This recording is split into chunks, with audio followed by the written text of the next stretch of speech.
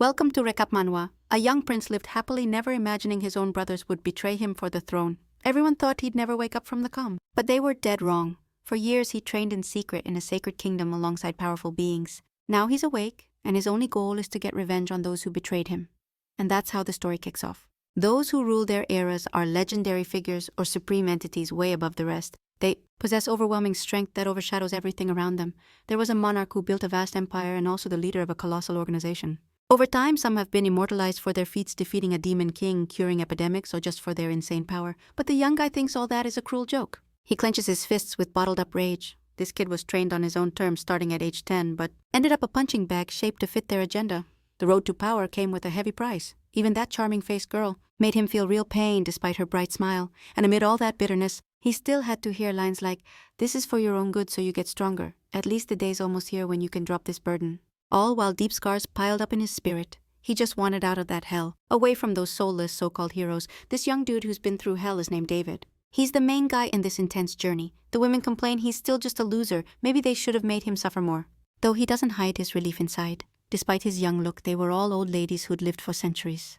They called them the old witches. One of them snapped in rage and crushed a rock with one hit trying to go after the kid, suggesting he must have suicidal thoughts. But he just ignored her outburst. They tried to hold her back, but she was dead set on teaching him a lesson by offering him a face surgery with no anesthesia. She kept struggling with those holding her even though she knew she wouldn't break free. Meanwhile, the kid ignored her, not even paying attention. Though the tone was light, it was still a goodbye, and even if she didn't say it, the young-faced old lady would miss him. She asked him not to forget them while he was alive. For a moment he looked at them intensely, almost with respect, but then he turned away, no intention of looking back on those brutal training days, leaving behind those who shaped him. The young guy keeps moving forward, but with a slight grimace on his face. Deep down, he hopes never to see those degenerates again. As he moves on, everything fades until only the light remains. A bright white light. Now he lies in a bed hooked up to IV fluids. The room is empty. The curtains sway gently with the breeze. His hand barely moves. His body is so weak he can barely open his eyes. He tried so hard but ended up giving in. Finally, he's back in that place. A painting hangs on the wall. He's the forgotten fragile prince, and his full name is David Alro. The Circular Kingdom is located on the eastern side of the continent, a tiny nation that produced an equally insignificant heir. Unlike his past life, he thought being born noble would guarantee some perks, like a comfy life. But man, was he naive to think that. He believed his life would be chill, not realizing how dangerous being the heir really was. Those who conspired against his bloodline poisoned his drink, and he lived under constant threats. Being fragile, he also risked being rejected by his own family. In his memories, he started recalling someone watching him but chose to forget that part. His immediate goal is to heal. Everything else can wait. Let fate hold off, because once he's back on his feet, he'll be able to do anything. He'll punish everyone who went after him, especially that blonde brat, because the main guy was trained by legends. For millennia, the poor kid cries alone, but it looks like someone found him. For centuries, the poor kid cried alone, but looks like someone finally found him. Someone caught him while he was hiding, and that hit him hard. Damn, he can't even vent in peace. Without anyone coming in to bug him, hang tight, my guy's one of the mentors who trained him. He already knew the kid took a brutal beating and even said it was kinda entertaining to watch. If he came just to roast him, then bring it, thought the protagonist. Done with arguing, they were the ones who welcomed him nicely just to ghost him later once they saw he was weak and useless. That made him feel hella awkward, but being fragile, he had to just deal with it silently, and now he's there, visibly pissed off, didn't come to that spot by choice and doesn't even know for sure what he's supposed to do. The hero tried to hype him up, saying those people were selfish, and it wasn't his fault cause he didn't get what being a real hero means, and the legit hero there said the answer to that question is what everyone's chasing, so it was time for the rookie to snap out of it. He said that while grabbing his shoulders, dead set on helping him find his own path. After all, they'd become like family. But the main guy wasn't buying that, didn't even really know those people.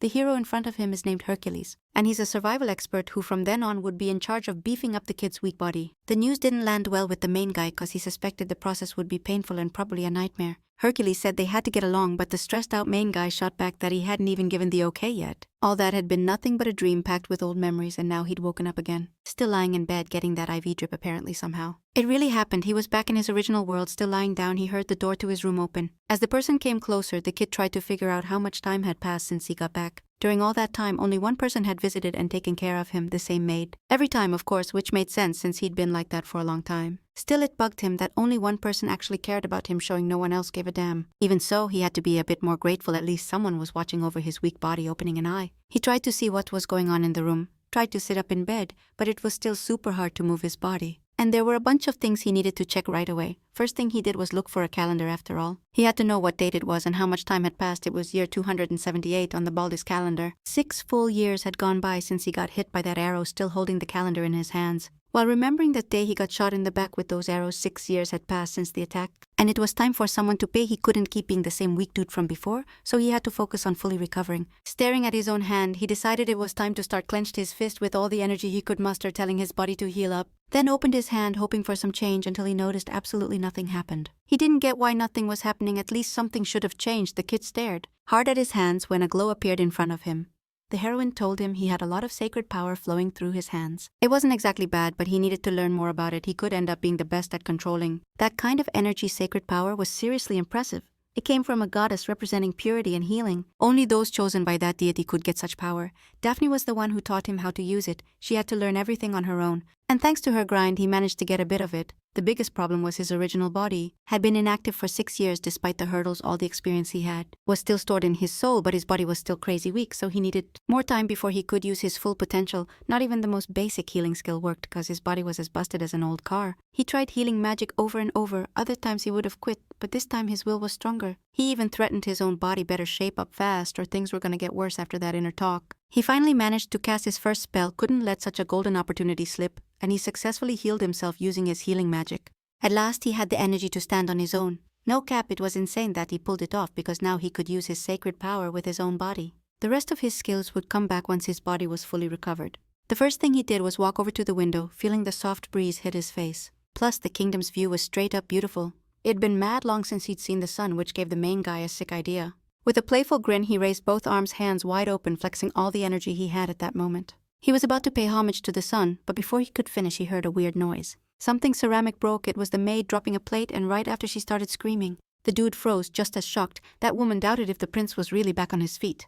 The guy wished he hadn't been seen. He felt so embarrassed, like, bro, I just want to go back to sleep. The news that he'd woken up spread fast. The doctor came to check him out and said it was unusual. The prince's condition had completely disappeared. The guy tried to flash a low-key smile, hiding why he'd suddenly gotten better. With such a quick recovery, the doc asked more questions, but all the young guy felt was straight-up exhaustion. That left the doctor deep in thought. Back in the day, our main dude would have been way more respectful talking to an elder. He even missed those manners. But now he had to act like a real noble, even if he belonged to the most insignificant kingdom on the continent. At that moment, he was the main heir to the throne. A woman full of envy burst into the room. She commented that his recovery was surprisingly tough and stepped closer to check him out. He knew that arrogant, nasty woman well. Linus was the current monarch responsible for poisoning the protagonist's mom. Even her kids were there, the second prince, Prince Carlos, and the third Prince Veneris. Carlos looked at the main guy with a superior smirk. They'd all come to see if the rumors were legit. The protagonist explained his body was still weak. Linus even had the nerve to ask if he'd identified who shot those arrows, but he wasn't sure. They'd come from far away, so he wondered if anyone had been caught since it was clearly an assassination attempt. He stared down Prince Carlos, wanting to know what kind of punishment someone like that would get. Carlos was nearly peeing his pants. Linus said no one had been arrested and the investigation was totally closed. With nothing else to do, they left. The doctor had done all he could. But he trusted the protagonist would fully recover in a matter of days. So he left him alone in the room to finish healing. Apparently, Linus's family had already bounced. She said it would have been better if the protagonist had stayed bedridden or even dead. He asked if she was bothered now that the thorn in his side was back alive. Scared, Carlos said the protagonist was a weak heir for being in a coma and should teach them how to take arrows in the back. Finally, the jealous family left the room. Even from outside, the protagonist could hear them talking trash about him. So he started focusing on one of his hands. All this time he'd been using sacred magic, but no one noticed, probably because of the massive power gap. The protagonist's original goal was to wipe out Linus's family, but after seeing them in person, he changed his mind. It'd be like an elephant squashing a bunch of ants. Maybe his years of training had chilled him out. So he started focusing on one hand. He'd been using holy magic all this time, but no one even noticed. Probably because of the huge power gap, the protagonist's original goal was to wipe out the Linus family. But after seeing them in person, he changed his mind. It'd be like an elephant squashing some ants. Maybe his character had been tempered. Years of training had shaped him, but now he felt that revenge was kinda petty. Still, he'd already decided what to do. He just wouldn't prioritize it for now since his main goal was to fully recover after so long without food. He wondered what his next meal would be. Time for a 1/1 upgrade on his look. First step, cut that hair. Weeks had passed since he started using his divine power, and to speed up his recovery, he was also doing physical exercises. Still, his routine had been pretty boring. There was nothing fun to do. However, since he'd been focused on circulating his mana, his recovery had been insanely fast. Plus, he'd been leveling up his knowledge. studying necromancy and traditional medical practices since both require a deep understanding of the human body. Now, the main guy could pull off some seriously sick moves just by snapping his fingers like manipulating the water around him. For real, using magic made life way easier. While he was zoning out, someone told him he'd gotten a message. It was from Emmy, who had just arrived, but that news didn't hype him up at all. They also brought him food, and it looked straight up bland, just some generic soup. The disappointment of not getting to chow down on something tasty hit harder than arrows in his back. Since he was still considered a convalescent, they treated him like an old man. Emmy couldn't do much about it, so she apologized to the prince. Those nutrients wouldn't cut it, so he told her to bring 5 extra portions. But after finishing his plate, he realized he needed 10 more portions, leaving the maid totally shook. Noticing her confusion, he calmed her down, saying it was all good, he could eat it all without wasting a bite. Thanks to healing magic, his digestion was crazy efficient. Still, he really felt his body getting stronger every time. But of course, if food goes in, it's gotta come out. And someone who eats like that inevitably has to hit the bathroom. At least he wasn't constipated. That would have been way worse. Sitting in a chair wearing glasses reading some text, he ran into an unexpected problem. The maid apologized to the prince, but he knew it wasn't her fault he'd received a bill. The prince had to pay for what he consumed, so he asked how many employees worked there. A bit embarrassed. She said she was the only one working at the place, which shocked the main guy. That was definitely a setback. But honestly, it didn't bother him much. Many princes had lived in that house before, but now only one maid was in charge. Realizing he'd have to manage the place, he asked how much money they'd been allocated. The maid said they'd received 6,000 gold coins, but now only had 10 left. Finding that super sus, he asked what their monthly budget was, and she replied they should get 500 coins but actually received less than 100. The first thing the main guy thought was that someone was embezzling funds. Then he got worried about the maid's salary and asked how things were for her. Not wanting to repeat himself, he considered it essential to know if she was getting paid fairly. The young woman hesitated a bit before answering, but confessed she only got a third of her full salary for working for the prince. That was enough proof she was a good person. Though still pretty naive, maids like her often ended up treated like property by nobles. Emmy was actually the daughter of a nobleman but ended up working as a maid due to some complications in her life, and now handled minor tasks. For the last 6 years, she'd been taking care of the prince. Despite everything, it was comforting to know he at least had someone loyal by his side. He told her to take the part of her salary she hadn't been getting. That seemed super unusual to her. But the main guy wasn't about to back down. He also asked her to stop calling him prince. It was way too formal. The young woman wasn't used to that and tried to resist a bit using all her charm. The main guy explained that formal vibe just put unnecessary distance between them. The dude was a total smooth talker, but it made sense he was being kind to the only person who'd had his back all those years. He went to the royal finance office. Didn't expect to handle this himself, but he had to fix his own mess. Even though he was in the palace, he still hadn't seen his dad.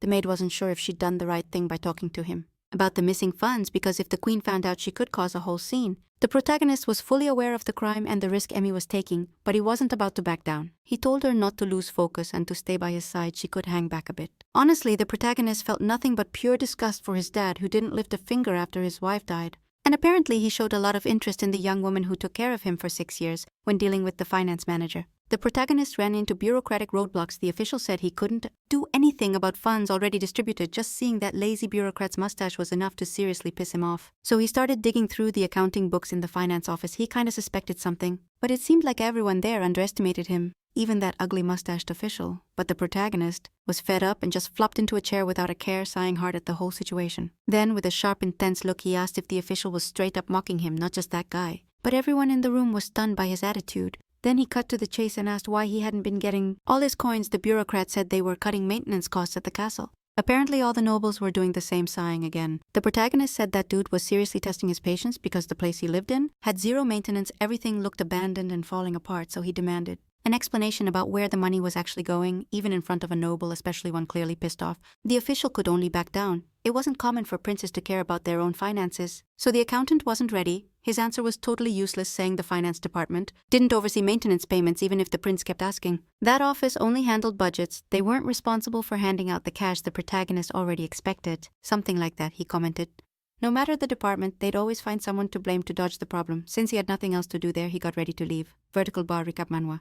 The official asked if he was heading to the maintenance department, but the prince had no reason to go there, because he knew perfectly well they'd give the same excuse, blame another office to buy time. He told the bureaucrat to use the diverted money to buy himself something useful. Already in the hallways, the protagonist sarcastically commented on how well maintained the castle was. It was seriously frustrating dealing with nobility, especially considering the salaries those officials got. Even though Emmy only made a fraction of his pay, she stayed loyally by his side. With a friendly look, he asked his servant if she could get him a sword, which totally shocked her. But she quickly explained she didn't think he planned to hurt anyone with it, and laughed at her reaction.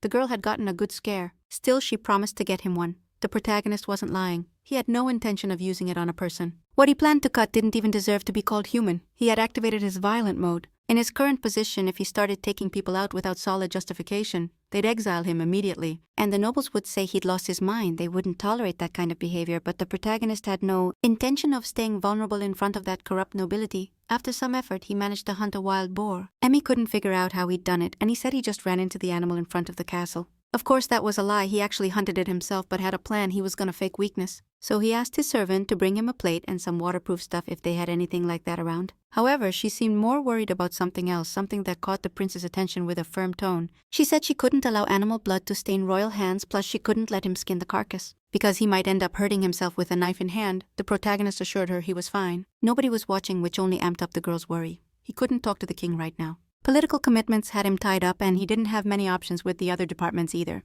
The queen was doing everything she could to mess with his life, but he wasn't someone easy to take down. He was a survival pro. After all, he'd been trained by Hercules himself, and that boar was going to be his dinner. The danger it posed meant nothing to him. In the queen's room, a woman consumed by bitterness was still brewing resentment. She wanted to know what the prince was up to. She'd noticed something changed since he woke up. According to the doctors, he could barely stand and would supposedly take a whole year to recover. The maid, showing zero emotion, said there was no reason to doubt that info. The queen stared at her, no hiding her disdain. She wasn't convinced.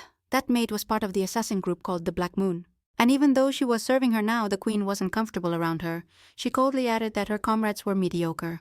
As for the prince, the son the king himself had abandoned, she didn't think anything would change. Not even after all those years. To her, the heir's life should be in the palm of her hand. That's how things were supposed to be, but her insecurity only grew. The assassin had something to say. In a soft but firm tone, she advised the queen not to underestimate her comrades, no matter their background. The queen took a step back, saying she was just sharing her concerns. She was convinced she could stop the prince anytime, but if things didn't go as planned, someone was going to pay the price. Pouring the rest of her tea on the floor, she dismissed the maid. Her intentions were getting clearer. Eliminate the prince, and the maid was just waiting for the order. Meanwhile, at the heir's residence, he and his loyal maid enjoyed a simple but comforting dinner. The path of mana is like threading a needle through multiple threads. It takes precision and care to form the flow. At least that's how they taught him. The trickiest roots are the veins and the brain itself. If you don't want to go blind by accident, you gotta take that lesson seriously. His teacher was a priestess with a thing for wine who could split the ocean with a word and laugh while training. There was also a tiny mage so small only his staff was visible, and overseeing everything was a goddess in charge of his health. Those figures weren't just spectators, their help would come sooner or later. These memories flashed through his mind. The start of his training, that experiment he never wanted to repeat.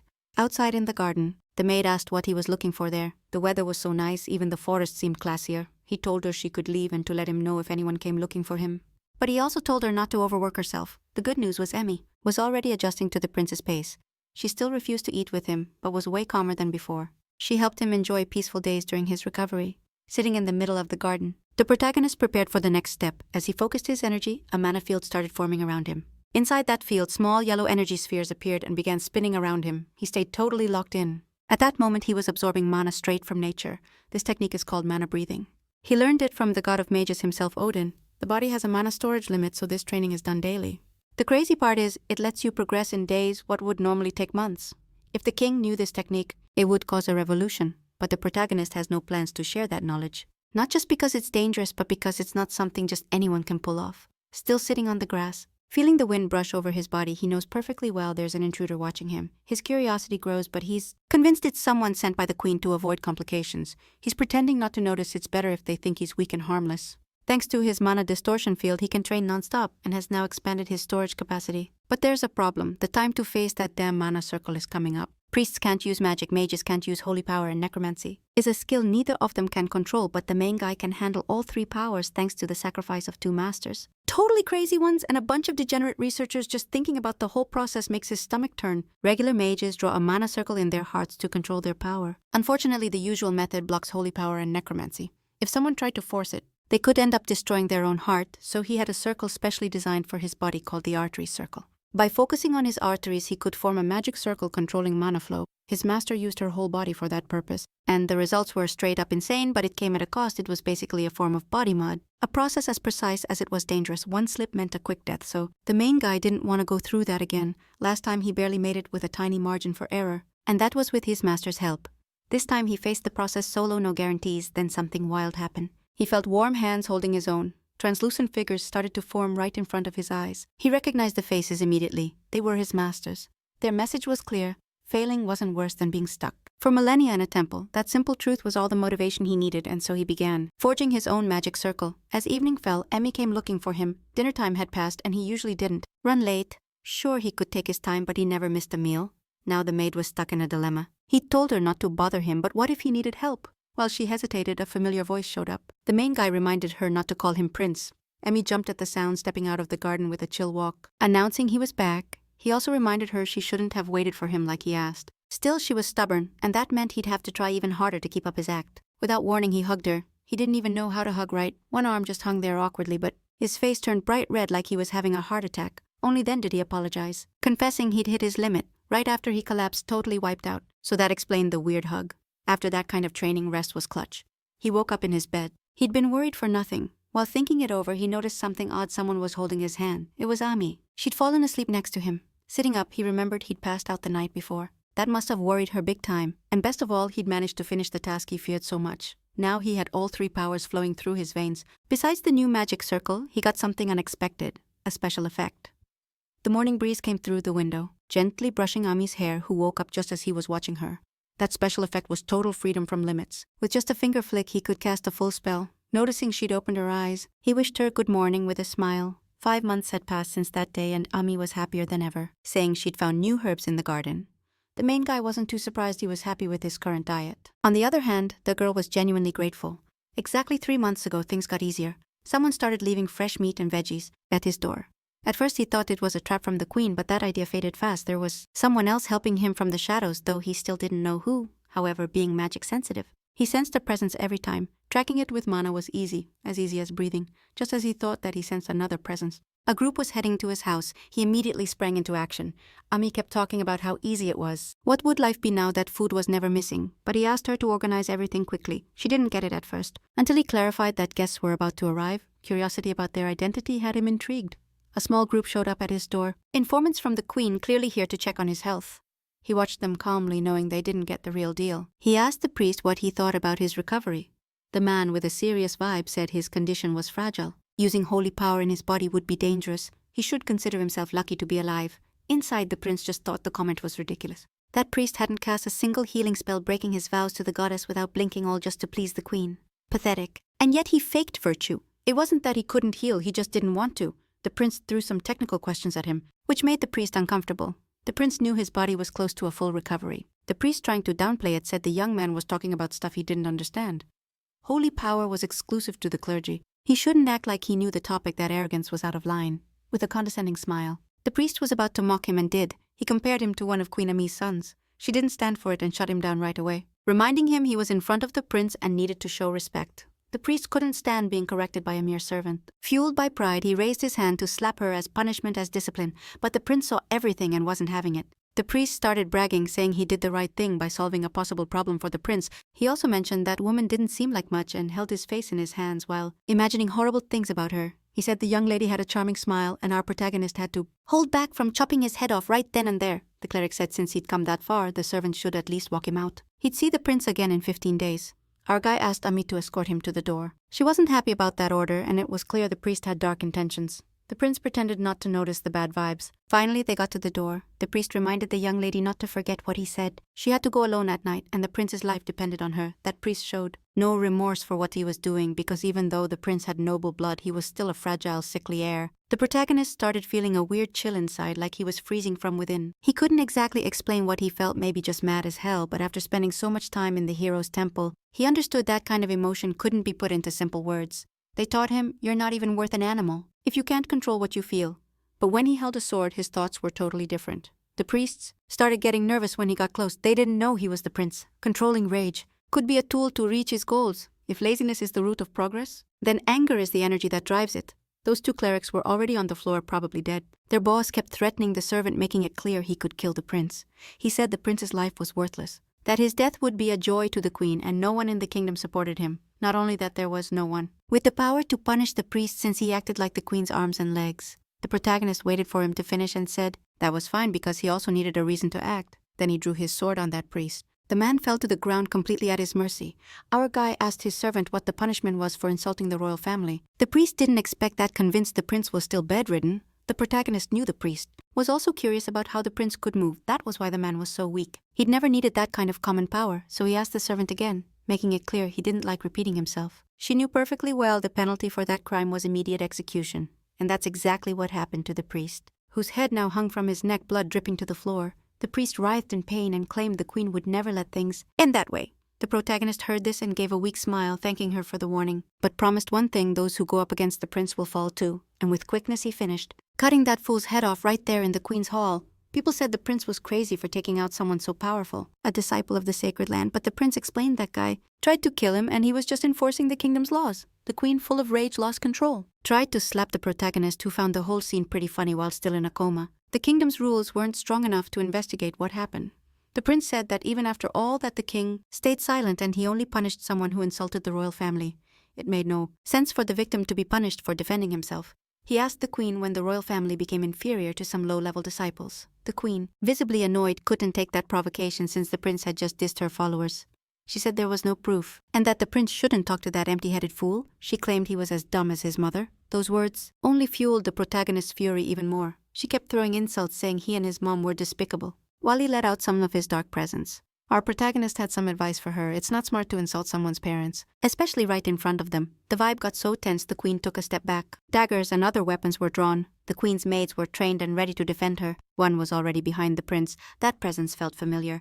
The protagonist said it would have been way more interesting if the queen had really put in some effort. Driving nails into someone's coffin, whether it was hers or someone else's, was like committing an unforgivable crime. After that comment, the bitter queen fell into deep thought. She realized the protagonist knew who was behind the assassination attempt. Looking at her, he smiled calmly. He always knew she wasn't the type to stay quiet for long, from the moment she slapped a sick guy in the face. It was clear she had no respect for anyone. He told her to show respect inside his palace, since as she could see the place was in bad shape. After all, it was the queen who kicked out all the servants, and he hoped repairs would happen ASAP. Otherwise rumors might start spreading. He advised the queen to think carefully about what she was doing, because he wasn't gonna stay silent if she kept acting the same way. In her room, the queen threw objects on the floor, completely consumed by rage. Her maid stayed still, waiting for her to calm down, but the queen, full of bitterness, was boiling mad about being humiliated by a half-breed. That made her insanely angry, so she started plotting something against the protagonist since he seemed so set on pushing her to the edge. She'd be more than happy to team up. He had no clue who he was messing with. In the castle, people whispered the rumors were true. They talked about the prince who, after waking from the coma, seemed mentally changed. Ami, passing by, heard those comments. After what happened with the priest and the queen, everything was going exactly as planned. The gossip spread all over the palace, saying the prince had gone crazy. Since many supported the queen, his image was getting destroyed fast. With a cheerful expression, Ami asked the prince to check out what had arrived. They'd received more supplies. He said he didn't need so many healing herbs. But Emmy was super grateful for the gifts. There had to be someone who truly appreciated the prince's good intentions. He asked his maid if his personality was really as good as people said. She, full of enthusiasm, couldn't deny she thought of him as someone special. The protagonist found it curious how she stayed so cheerful. Even after witnessing an execution, he was still someone truly admirable and hard to find. While they were together, a man approached politely, asking for the prince's attention. That old man was named Bestius and had brought the culprits before the prince, just as the queen ordered. They were responsible for stealing the prince's funds, and among them were some familiar faces. The prince asked how that crime was usually punished. The old man replied it depended on him, but that the common sentence was immediate decapitation. Those who had mocked the protagonist before started begging for their lives. He commented that lately it was said around the palace that the prince had a serious thirst for blood. At least that's what was being said. Maybe it was time to live up to that rep. After making them tremble a bit, their pleas got even more desperate. Everyone was terrified. Without saying more, he ordered the old man to handle it. Those people would be arrested, even though he didn't like it happening on the queen's initiative. He still decided to play along since the situation had gotten interesting. The culprits would be executed in 9 days. Back in his room, he also asked for Ami to be promoted and get a raise. He had another question. He wanted to know if it was already possible to have a meeting with his dad. The old man apologized, and the prince wanted to know if that was the king's or queen's decision, but the old man said he was just a messenger. Recap1. He asked the young man to be patient since the kingdom was going through a rough patch. The prince totally understood what that meant. He replied he'd keep that in mind. The old man thought he could leave, but the prince still had something else to say. He mentioned he was eating everything sent to him, but it wasn't necessary to keep sending more herbs, and since the situation had changed, no more food was needed either. The old man smiled and said he didn't know what the prince meant, but it seemed like he was lucky. He added that he'd soon get visitors and that he had to leave. The protagonist was surprised by how much the old man knew about what was going on in the palace. Then he started suspecting the true identity of that man since he played dumb but had everything clear as day. Besfus was the boss of everyone working for the king. When the protagonist was a kid, he used to see him all the time. He didn't expect that man to be on his side. Then he remembered what he said about soon getting visitors, and sure enough, Ani brought a message for the prince. The first and second princes had arrived. Both ran toward him like wild animals. The little girl was named Winnie, the second princess. When she knocked him down, she got really worried and wanted to know if she hurt him. She didn't know who he was since she didn't use mana to spy on her maid. The other young man said the girl should have been more careful. His name was Barris, and he'd been wanting to meet the prince for a while. The protagonist's dad, the king, was a guy passionate about love. At that moment, he had 3 wives, the queen, and 2 concubines, Alicia and Anissa. Alicia backed the queen's plans while Anissa preferred to stay out of other people's business. Barris and Willie were her kids, making them the protagonist's brothers. While the young man apologized for what happened, the girl noticed something and was about to do something unexpected. She tried to kick her brother in the head, but the guy moved just in time. He asked why she acted like that. The girl was super annoyed by how her brother behaved, talking all serious and weird. After all, she was the one who'd been so hyped to meet the prince. They both started fighting hard, making it clear they really were siblings. This caught the protagonist's attention, who just watched the scene. He heard they'd been in charge of a group of thieves. Maybe it was true. Looking at them closely, they barely looked like royal family members. After arguing for a while, they finally looked at the protagonist. Despite everything, they were still the brothers who always paid attention to what he said. The girl got mad when she saw the prince laugh at their fight. It had been 6 years since they last talked. After the prince fell into a coma, they were sent far away. They were only 8 back then and couldn't do much in tough times. Also, Anissa had sent her first daughter to another kingdom. Because of the queen's scheming, he had to protect his kids. The protagonist didn't get how tough that choice was, and not everyone could understand it. He asked if his brothers had talked to their dad. They said they saw him before going to visit the protagonist. He wanted to know how the king was doing. His brother said he looked kinda worn out. And the girl noticed the prince still hadn't been able to see him. He knew it'd be tricky, but he'd soon get to be with his dad. On their way to the prince's residence, they saw something worth mentioning. The place was in rough shape. The prince explained some folks had been stealing money meant for upkeep, but they'd already been caught. Hearing that his brother got mad as hell, he couldn't stand that someone had done that to their own brother. It was savage to take advantage of someone who was sick. They were gonna talk to the king, but the protagonist told them not to bother. His brother looked ready to step in, but stopped when he got what the prince meant. He stayed chill and said he could handle his own stuff. Seeing his brothers again made him super happy. He hadn't realized how many people had his back, though maybe it was just in his head. He kept chatting casually with his brothers, and it seemed the girl had magic talent. Once again, they talked about simple stuff. His brother was also skilled with a sword. Even though they argued a lot, they were guys with special skills. Hearing that, they found out about a fencing competition, which worried the brothers. They didn't want the prince to find out like that. And they started arguing again. Then the guy calmed down and handed the prince a small envelope. That fencing competition happens every 5 years, and this time it'd be in the kingdom of Pisti. The protagonist knew the tourney's goal was to promote peace between continents like the ancient Greek Olympics. Reading the letter, you saw there were different categories from warriors to nobles. His brother said the prince should take that chance while he still had time, since he'd never left the kingdom. That's why he'd asked the king for permission. The girl hoped they could all go together. The kingdom of Pisti was known as the City of Waters and looked like a really nice spot. The protagonist started thinking more about his brother's proposal until he realized they were fighting again. The prince said he couldn't do anything about it now because he'd never say no to his brother's requests. The twins started celebrating, super hyped, and he asked them not to wreck his place. It was cute seeing them so happy. Barris was right about one thing: the protagonist had never left the palace, and it wouldn't hurt to enjoy an event outside at least once. It was an occasion he couldn't miss, where he could even have some fun. He started looking forward to the trip. Other people were also starting to hear about the tournament. Barris was about to turn 14 and was almost an adult. They knew the twins must be talking to the prince right now, but the old man told them not to worry since the prince was becoming someone admirable, calm, and really understanding. The old man was amazed at how much he'd changed. For the mysterious man, the old man's words were more than enough. And the guy who seemed to be the king, known for falling in love easily, thought the situation was kinda sad. There was a photo of the late queen on a piece of furniture. The protagonist looked at his mom's picture with a lot of emotion. Until now, he hadn't paid attention to the palace's condition. Thanks to the old man's help, the building was fixed up quickly. Mi was also happy about the renovation. She couldn't believe the day had finally come, and the prince noticed her excitement was kinda weird. Maybe he'd pushed her too hard, but Ami was glad everything was going well. Then they asked the prince if he was ready since the trip was coming up. He asked Ami to take care of a bottle for him. Now everyone was ready to leave. Barris was about to turn 14 and was almost an adult. They knew the twins should be talking to the prince right now, but the old man told them not to worry since the prince was becoming someone admirable, calm, and with mad skills to understand things. The old man was amazed at how much he'd changed. For the mysterious man, the old guy's words were more than enough. And the guy who seemed like the king, known for falling in love easily, thought the whole situation was kinda sad. There was a photo of the former queen on a piece of furniture. The protagonist looked at his mom's picture with mad emotion. Until now, he hadn't really noticed the palace's condition. Thanks to the old man's help, the building got fixed up fast. Ami was also hyped about the renovation, couldn't believe the day had finally come. The prince noticed her excitement was kinda extra. Maybe he pushed her too hard, but Ami was glad everything was going well. Then they asked the prince if he was ready. Since the trip was coming up, he asked Ami to watch over a bottle for him. Now everyone was set to roll. They were heading to the kingdom of Pisti, known as the City of Waters. This tournament was a worldwide event, and super important. Since his brother was going to compete, the prince could tag along. Even though he was technically still sick, if Paris did well, Prince Carlos's rep would take a hit. The queen let the concubine's son join like she was sure he'd fail, seemed like she wanted to ruin his shot. The king showed up too, and was treated like a big deal. That was the first time the main guy saw the king. Since waking up, it looked like the king had been dodging his own son for half a year. The king told them to look up, wanted to see if his son was ready. The young guy said yeah and promised to give it his all. To rep his dad with honor, the king wished him a smooth return. They chatted for a bit, but the king noticed someone staring him down, the eldest son's eyes locked without a single emotion. The king turned around but said it was a relief to know he was okay. The protagonist's sister caught that the prince wasn't about to show his feelings right then, but she wasn't shocked by the king's current vibe. Word was Barris's role in that contest was huge for the kingdom. It was gonna be hyped up. The main crew noticed the king wasn't the same dude anymore, lost his old fire and grit. Now he looked more like an old lion tired of his grind.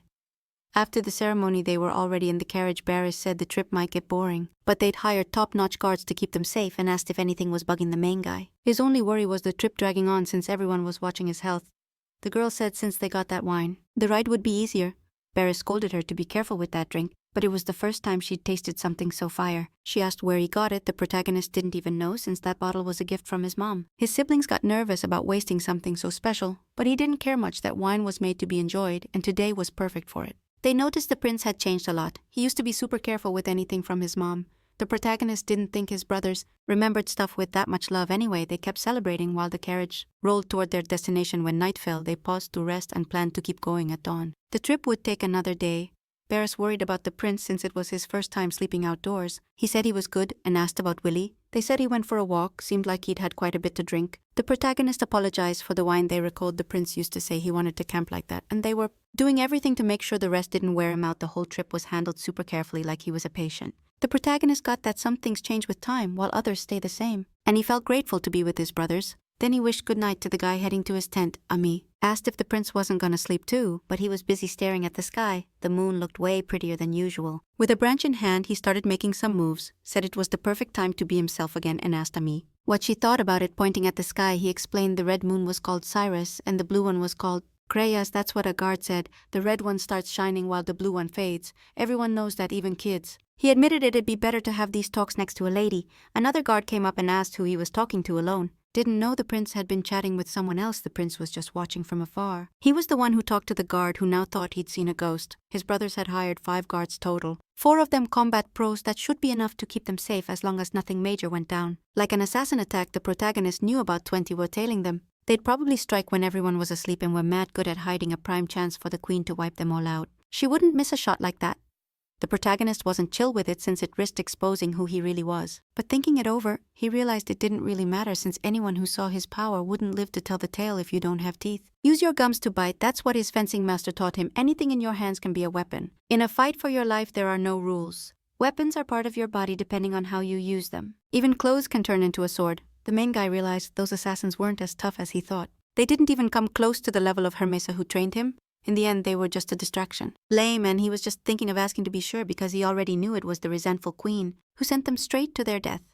Still, his enemies kept their cool if they didn't want to answer. The prince wouldn't force them since it wouldn't change what already happened, but he was curious what they expected. The queen to win with that attack since it'd shake the whole kingdom, even she'd face problems because of it. It seemed like there was some hidden reason behind the confidence with which she ordered that strike. The main guy took care of the attackers. He noticed some hadn't backed off yet. They didn't get how serious this was. He sent a message to the queen that'd make her lose everything she had, even if she didn't bother him anymore. The assassins hesitated for a sec, but realizing they'd be executed, they bolted from the scene, leaving the prince completely alone. The young dude smiled, wondering if the assassins ran just from hearing his voice. He said it was nothing but cheap provocation. Using a secret technique, he wiped out the last ones alive and started mocking their lack of judgment since they'd fallen for a simple trap. The most important trait of an assassin is patience. No witnesses means a clean kill. They had to keep that in mind. While he was talking, 2 more attackers tried to hit him, but it was useless to try hurting him from behind. One really tried to run while the others just wanted to buy time. Effortlessly, the main guy finished them all. He said those dudes weren't worth more than the branch he used as a weapon then. Pointed his finger deep into the forest. His eyes were locked on an object he'd set up since he found out about the ambush attempt. There was no way his target could escape his sight. He just snapped his fingers, and the assassin got caught in a spiritual destruction technique. It was a brutal method perfect for that kind of situation. You don't show mercy to someone trying to take your life. That's what they taught him at the hero's temple. It was a fair ending for all of them, a perfect crime. The author would never be found out, and that's what made it perfect. Queen Lini was anxiously waiting to know how the assassin's mission ended, but her maid didn't bring good news. The candles linked to the assassins' lives had gone out completely. The queen understood they'd all been wiped out. Then she asked about the king's kids. They told her all had arrived safe and sound at their destination. Seeing her assassin's failure, the queen slapped the maid and said they were incompetent. Couldn't even handle some young guys in a few nights. How could 20 assassins get taken down? They're still investigating everything, and it looks like someone's helping the prince, but the queen doesn't know who could be backing those bastards, and that makes her even madder. She ordered the assassin to find out who that ally is, because she's gonna unleash all her fury on him. She made it clear to the assassin she wasn't working with them to get failures, and if next time the result isn't what she expects, she'll end the deal and use all the crown's power to destroy the Black Moon once and for all. The maid said she wouldn't forget her words. Inside the carriage, they could already see the kingdom of Pistia in the distance. The twins started arguing while the main guy felt chill, 'cause they'd finally reached their destination. It was a small kingdom about the size of Singapore as a reference, but full of old streets and considered one of the most beautiful spots on the whole continent. The main guy admired its beauty. His brother noticed he seemed happy to be in that country. A huge building rose in front of them like a coliseum. That's where the fencing competition was gonna go down. That spot was usually for battles between fighters and monsters. Now it was the HQ for this tournament, bringing together 8 nations total, the protagonist thought at the end. It was basically just a flex for countries to show off their military muscle. Not everyone was hyped about the tournament. Since all the participants were under 20, not all of them were truly talented. Nearby, the princess pointed out that the rep for Alro Kingdom was that damn idiot she was with. Our protagonist found it funny they kept arguing even though he knew his brother's skills were just mid-level. He was close to becoming a master, which was pretty sick for someone so young. The rep for Falun Kingdom was the famous sword princess. Our protagonist had no clue who she was, but his sister said everyone in the kingdom knew her. Apparently someone new popped up while he was in a coma, Elena. Falun was the only princess in her kingdom, had 9 siblings, and was the crown's fave. But the protagonist's brothers clarified her fame wasn't just because she was the only princess. She was famous for wielding the divine sword, a blade blessed by God, a masterpiece that took 1000 days and 1000 nights to finish, also called Calidus. The protagonist hadn't heard that name in a minute because the sword god Ares was his first master at the hero temple. Even though he was lazy, he had mad skills. The protagonist often heard about the sword he used. It was with that same weapon that the Demon King got wrecked, so it made sense it left its mark somehow. Still, our protagonist felt kinda weird. The girl walked past him and decided to look back. When asked what was up trying to hide her feelings, she said it wasn't a big deal. The divine sword had never been damaged and could manifest magic because it housed a spirit inside. It was cultivated by its creators and wielders. It wasn't called the divine sword for nothing, and after centuries it showed Elena as its bearer. But there was another reason that princess was famous. Something just as important that couldn't be ignored: she was one of the most beautiful women on the continent. Our protagonist was hyped about that info, 'cause for him that was the only part that really mattered. Later that same day, the protagonist asked if there was another outfit because he didn't vibe with the one Ami picked. But the girl was totally impressed regardless. Even if she didn't like the clothes, she was a kingdom rep and had to look sharp. This event wasn't just about the competition. The royal fam had other plans. Finally, the protagonist met up with his brothers. The twins really liked the outfit he was rocking. One told him not to hype the girl up too much, or she might start thinking she's all that, right after she almost crushed his foot while he tried to shake off the pain. The protagonist rolled out with his sister. They were heading to a gala dance, and once again that mysterious girl got distracted. She complained a bit about the noise but was staring in the protagonist's direction. The event was the perfect chance for the new gen of nobles to get to know each other. The mysterious woman said the place wasn't bad, and even though the Colosseum was savage, it was also hella beautiful. A big feast was set up to honor the competition. Inside the hall, nobles started mingling. Our protagonist scoped out who were probably the participants. Everyone looked super young due to the age limit. Even the slightly older attendees still looked fresh-faced. Among them, someone stood out for being way more popular. At that moment, several people approached Barris. Looks like a bunch of girls were pretty into him. Judging by his skills, that made sense. They should use this chance to learn more about their potential rivals. Willie was also getting a lot of attention.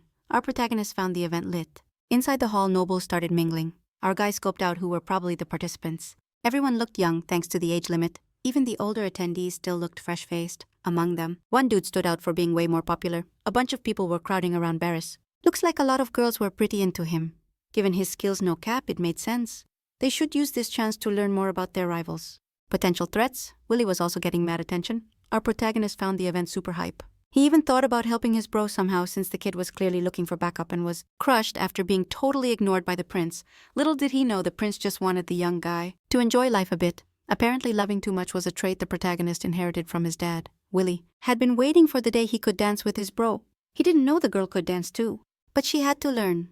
Being royal blood, the girl wanted to know why the prince looked so annoyed if it wasn't for his current situation. He could have joined the competition too, since our protagonist was talented as hell. Said she put him on the pedestal. Talent's just an illusion. Without grind, talent means nothing. And that kind of attention wasn't what he was after because he didn't care. The protagonist's dream was to live life worry-free. His sister said that sounded like some old dude talk. Until someone came up wanting to talk to the princess. Willie was filled with jealousy. Our protagonist wanted to know who that scrawny bastard was and was shocked to see the guy knew his sister. From the look on the girl's face, it wasn't a chill reunion. Still, he approached the princess, pushing the protagonist aside cause he really wanted to talk to her for a sec. She said she couldn't cause she was chatting with her bro. The young guy didn't deny being annoyed and apologized for the bad manners. He introduced himself to our protagonist. His name was Voltus, the 7th prince of his kingdom. The protagonist was about to introduce himself, but Voltus already knew who he was. Even knowing his identity, our protagonist wasn't impressed. Voltus asked what brought the prince here, and our protagonist said he came to see his bro in the competition. But he was surprised when Voltus shoved him even knowing he was a prince. The extra wished the prince a pleasant stay, then turned his attention to the princess. Willie said he wanted to win the competition and dedicate the victory to her. However, she thought it was unnecessary and disrespectful to the other contestants. Voltus assured it wouldn't be disrespectful as long as he won the competition, but the princess reminded him her twin bro was also competing and making those promises downplayed the guy's talent. Grabbing the prince's arm, the princess left Voltus behind. Our protagonist felt good realizing his sister could handle herself, but he didn't like the extra's behavior one bit who clearly wasn't gonna let it slide. Approaching the princess, Voltus asked if she was disrespecting his presence. Our protagonist realized the dude was way too aggressive and had already tested the limits of his patience. He discreetly tripped him and while holding him with one hand, said his hand slipped warning him not to lay a finger on his precious sister. He should consider himself lucky to leave without broken bones since that'd wreck his competition chances. But Voltus was even more pissed about the humiliation. Clenched his fists and slapped the protagonist with a glove. At first the prince looked confused by the move, but soon got it. Voltus was challenging him to a duel, clearly not humiliated enough. His sister tried to step in, but Voltus told her to stay out of it since he had to do it for his honor as a knight. Then a woman stepped in saying he was just making a scene.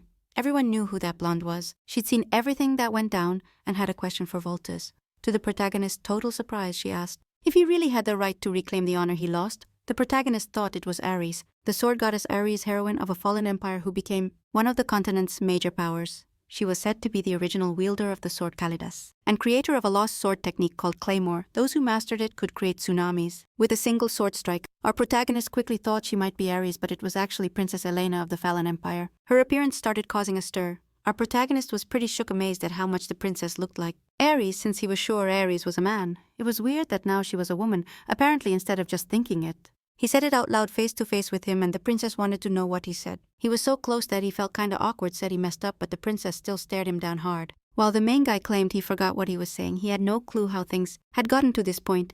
Even his brother stepped in to see what was going on. The princess turned her attention back to Voltus, telling him he was disrespecting everyone present. The woman known as the Emperor's Forbidden Treasure was seriously impressive with mad charisma. She said if Voltus really cared about his honor as a knight, he should apologize to the two guests. But he was full of rage from the humiliation. Our main dude knew someone that proud wouldn't apologize easily, and saw a big opportunity in that. Before Voltus could apologize, he confirmed he accepted the duel. That statement had his sister super worried, but the main guy wasn't about to let Voltus dodge his wrath. The princess said the fight was unnecessary, but the main dude fired back that deciding to accept it was his call. He asked if Voltus really wanted a duel, cause if he was looking for a beatdown, that's exactly what he'd get. It had been a minute since he'd swung a wooden sword. His brother was worried since the opponent was someone competing in the fencing tournament, but the prince told his siblings not to sweat it. Voltus claimed the prince was just an amateur and should quit before causing trouble for his own brothers. If he knelt before him, he'd forgive the main dude's offenses. That just made the prince's brother even angrier. But he said it didn't matter since actions speak louder than words, and asked Voltus if he agreed. The extra said if he lost, he'd kneel and admit defeat. With that promise, our main guy warned him not to regret it later. Finally, they could start the fight. Our main dude was thinking about the best way to handle this since he still acted like someone who'd been in a coma for 6 years and didn't want to show all his power yet. Keeping a chill stance, Voltus asked if he was scared. He'd been waiting for the prince to make the first move and just wasted a huge chance. Soon, a sick idea popped in our main dude's head. He said he wouldn't hold back in this fight and charged hard at Voltus. The guy was shocked by the speed and saw how skillfully the main dude handled his sword. He deliberately dropped his weapon thinking he'd found an opening to counterattack but got hit before he even realized it. Voltus lost consciousness for a sec, his sword flying through the air while the main dude pretended not to know what happened, acting dumb and asking if Voltus really got hit. Questioning why he let himself get hit first, the nobles noticed he was getting humiliated and there was a clear skill gap between them, which only fueled the extras' rage, more wanting to take the main dude's life. With a grin, the main dude said that with Voltus's skill level, taking his life would be kinda impossible. They kept trading sword strikes. The fight was tougher than Voltus expected. Recap Manhwa. He was getting non-stop pressure, realized the main dude's stance was trash and he barely controlled his own strength. Still, it was insanely hard to face him. Voltus refused to lose cause he was way too proud. The problem was, even though he was skilled with the sword, he knew his limits. When he sensed the main dude was about to land a brutal hit, it was already too late. The impact hit and he couldn't understand how it happened. The nobles in the hall watched the duel's unexpected outcome. Voltus was on the ground, apparently defeated, and our main dude apologized for hitting him. Again, but Voltus wasn't done being humiliated. He thought he could still put on some show but started hearing the nobles' comments, saying the so-called prodigy had already been hit 3 times and maybe wasn't as talented as the rumors said. Filled with rage, he slammed the ground saying the nobles knew nothing yet he didn't have the guts to get up again. Our main guy knew Voltus was totally blinded by anger. And that's why he learned that sword technique. The real name was Drunken Sword, like the name suggests. It's like the user is wasted. It was invented by the biggest drunk among all the heroes, the legendary, idolized, and brilliant Dojin. The sword god thought this technique was super interesting because it's unpredictable and dangerous, that's why. The protagonist ended up learning it by watching the dude master it. Its creator realized how dangerous it really was and started laughing at his own conclusion. The sword god warned that the technique shouldn't be used lightly, only against those who truly deserve to be buried. The protagonist had to be aware of that. Even the technique's own creators saw it as a serious taboo, maybe because it was too powerful and unpredictable, but none of those were the real reasons to worry. The real issue was how deeply tied the technique was to trickery and messing with the opponent. The style's goal wasn't to protect or kill, but just to humiliate the opponent in front of everyone. Despite that, the style was insanely effective. The only problem was the opponent would get seriously triggered during the fight, once again with mad skill. Our protagonist made Voltus hit the ground. The bigger the crowd, the more effective this technique was, just like what's going down right now. Our guy said he didn't know if it was just luck or if his opponent really sucked that bad. He was totally vibing with the moment since that sword style suited him perfectly.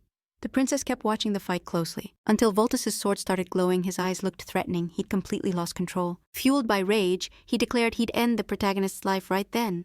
The duel suddenly got way more dangerous. It was a spirit sword, and the protagonist's brothers were shook, but Voltus said it was too late for regrets. Our guy knew if another coincidence happened, people would start getting suspicious. Plus, he felt a cold stare on him the whole time. Voltus got close to the prince, thinking he caught him off guard, aimed the sword tip at his head. But it didn't go as planned. He couldn't figure out what was happening until he realized the protagonist dodged it. He kept staring, still confused about what was going on. Our guy managed to hook his leg with Voltus's and things started spiraling out of control. The poor dude tried to recover from the fall. Voltus tried to say it was totally useless, but he got caught off guard by the wooden sword. Our guy started complaining about back pain, said he lost balance and fell. Even the nobles didn't get what just happened, but Voltus had been disarmed and looked like he lost the duel. The nobles were disappointed with Voltus's performance, but impressed by what the protagonist showed. They knew the dude had been in a coma for years, and he said he just got super lucky in that duel. They even joked he probably blew all his luck right there. Voltus still didn't have the guts to get up, and the princess watched everything that went down. It was a whole show, but she wasn't impressed. She thought it was complete nonsense and decided to leave the hall. Voltu brought it on himself. The servants tried to stop the princess from leaving. Our guy thought the princess was ice cold, and that just made her way more interesting to him. Already in the carriage, he was getting scolded for his reckless behavior. Thanks to that duel, he caused a huge ruckus. He tried to calm his brothers down, saying everything turned out fine in the end, but thanks to that duel, there was a big scene. He tried to calm his brothers down, saying everything turned out fine in the end, but one of the guys warned him he just got lucky. His opponent might have a bad attitude, but his skills were supposedly solid. He himself had witnessed a demo of those skills when they first met. Since then, he hadn't stopped chasing the princess, who found the dude pretty annoying by the end. The protagonist's plan had gone off without a hitch. His brothers asked what plan he meant, but he switched the topic to his brother. His brother insisted it was just dumb luck and hoped it wouldn't happen again. He couldn't finish his sentence because the protagonist was crushing his hand. He asked where he got that crazy strength from. And the prince asked not to be treated like a patient, though he promised to eventually follow his little brother's advice. The truth about the protagonist was about to come out. The princess also felt super relieved and happy her bro had proven to be amazing. Managing to catch Voltus off guard multiple times, no cap, that clown never expected to get totally wrecked. To close the night, fireworks lit up the sky, but in the crowd, one person stayed mad as hell. Voltus kept smashing furniture, and the servants tried to calm him down. But their efforts were straight up useless. He couldn't believe he'd been humiliated like that in front of everyone. He was so full of himself, thinking there were barely any things in the world he couldn't have. And he started thinking about the princess from the Row Kingdom.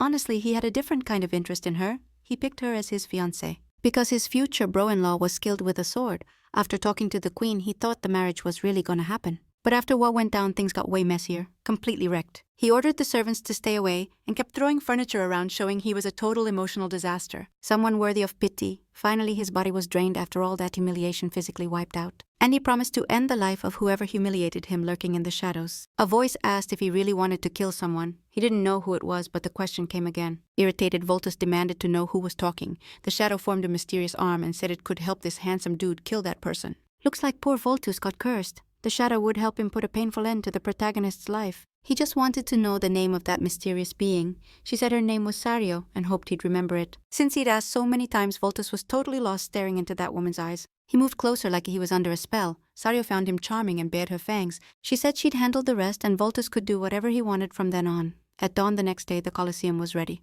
They informed our protagonist that his brother would soon join the competition and enter combat. He kept training to boost his mana. There was still a long way to go while his maid watched him. Our protagonist said it was nothing, just talking to himself, but they had to leave. Since some things could wait, Barris was already in the arena fully ready, and his sister was in the stands hyped to cheer him on. Inside one of the Colosseum rooms was a thoughtful person. It was Voltus himself.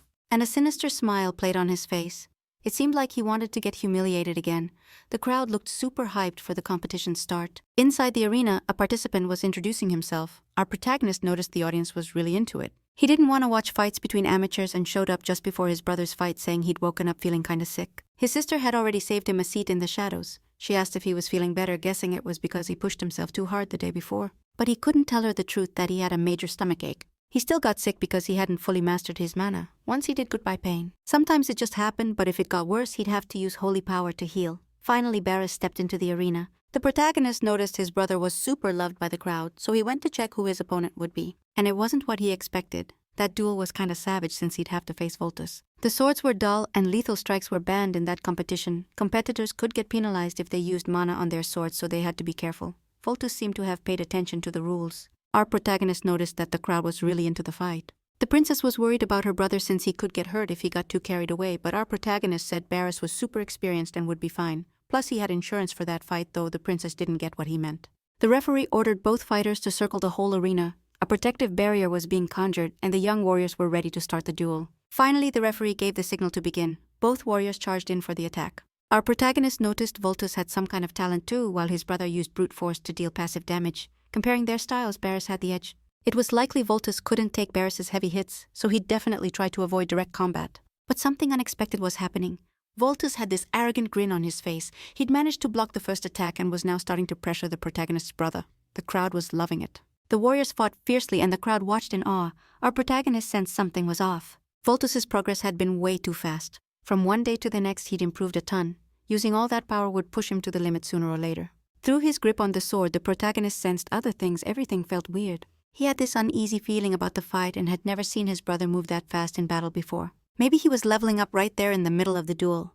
Seeing his brother's progress made the protagonist want to train too, because it was dope to see how much he'd improved since he was younger. Manhwa. He wanted to become a knight. Maybe that's why he invited the prince to the competition, to flex how far he'd come over the years. And now it was clear he'd put in mad work. What couldn't be explained was Voltus's progress.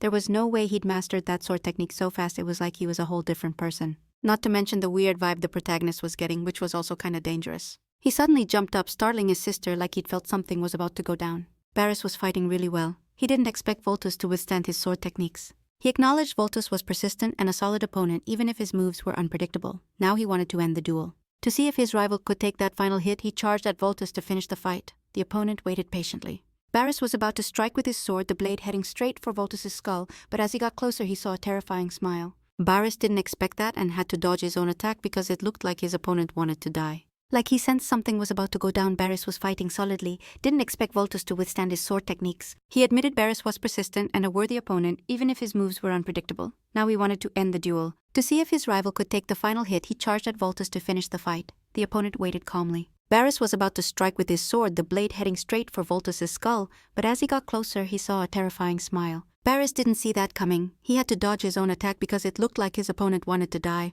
That left him vulnerable. He tried to attack Voltus again, but something unexpected happened. His opponent was using mana. That surprise attack couldn't be dodged, and the sword's tip started piercing his chest. Barris Recap1 realized he might have to rock a wooden prosthetic forever.